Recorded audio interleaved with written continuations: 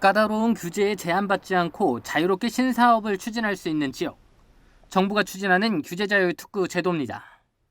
충북에서 처음으로 진천음성혁신도시와 청주 우창과학산업단지가 스마트 안전제어 규제자유특구로 지정됐습니다. 이로써 각종 규제가 유예 면제돼 자유롭게 신기술을 기반으로 새로운 사업을 추진할 수 있습니다. 우선 2021년 7월까지 무선 제어, 차단 장치의 기술 개발과 장치의 성능 평가를 위한 인프라가 구축됩니다. 기술 보급 확산을 위해 기업 지원 등 다양한 사업도 추진합니다. 이 사업에는 한국가스안전공사와 가스안전연구원, 충북테크노파크, UPO 등 11개 기관과 업체가 참여합니다. 특구 지정으로 다양한 규제로 제한됐던 가스장비 등의 무선 제어와 차단장치 개발이 가능하고 실증과 검증을 통해 제품 안전성을 확보할 수 있을 전망입니다. 충청북도는 앞으로 소프트웨어와 관련 기업 유치에도 나섭니다. 고부가 가치 소프트웨어 산업 생태계를 형성하고 이를 확산하는 선순환 구조를 형성하기 위해서입니다. 이와 함께 인공지능과 사물인터넷을 활용한 응용기술 개발에도 나서고 도내 이전 공공기관과 상생협력 모델 형성 효과도 기대하고 있습니다. 한편 충청북도는 주력 산업인 바이오 의약 분야와 화장품 분야도 올 하반기 경제자유특구 지정을 추진한다는 계획입니다. CBI-TV 신국진입니다.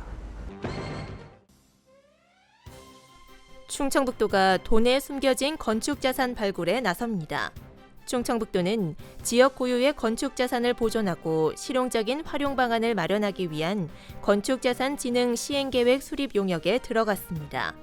건축자산이란 한옥 등 고유의 역사적, 문화적 가치를 지니거나 국가의 건축문화 진흥과 정체성 형성에 기여하고 있는 건축물, 공간 환경, 기반 시설 등을 말합니다. 충청북도는 내년 6월까지 용역을 통해 도내에 숨겨진 건축 자산을 발굴해 기록화하는 데 만전을 기할 예정입니다. 충청북도는 의료급여법 시행규칙 개정에 따라 15세 이하 아동과 장애인의 의료급여 이용 절차가 편리해졌다고 밝혔습니다. 기존에는 의료급여 의뢰서 없이 2차 의료급여기관을 이용할 수 있는 아동이 8세 미만까지였지만 이번 개정으로 15세 이하로 확대됐습니다. 이용 시간대도 종전에는 야간이나 공휴일로 한정돼 있었으나 이제는 평일에도 이용이 가능하도록 개선됐습니다. 특히 장애인이 장애인 구강진료센터를 이용할 때는 장애인 구강진료센터가 3차 의료급여기관이라도 2차 의료급여기관을 거치지 않고도 곧바로 이용할 수 있게 됐습니다.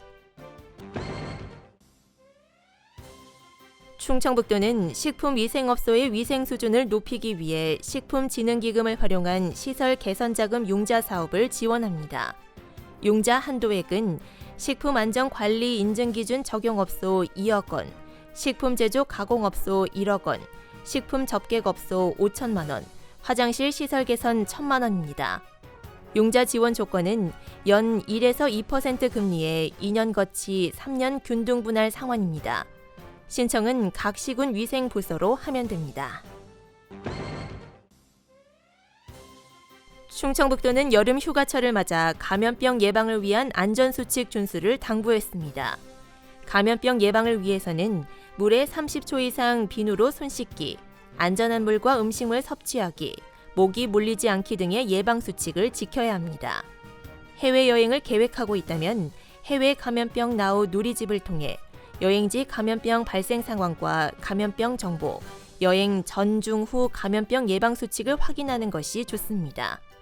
충청북도는 여름 휴가철을 건강하게 보내기 위해 감염병 예방 수칙을 숙지하고 반드시 준수할 것을 강조했습니다.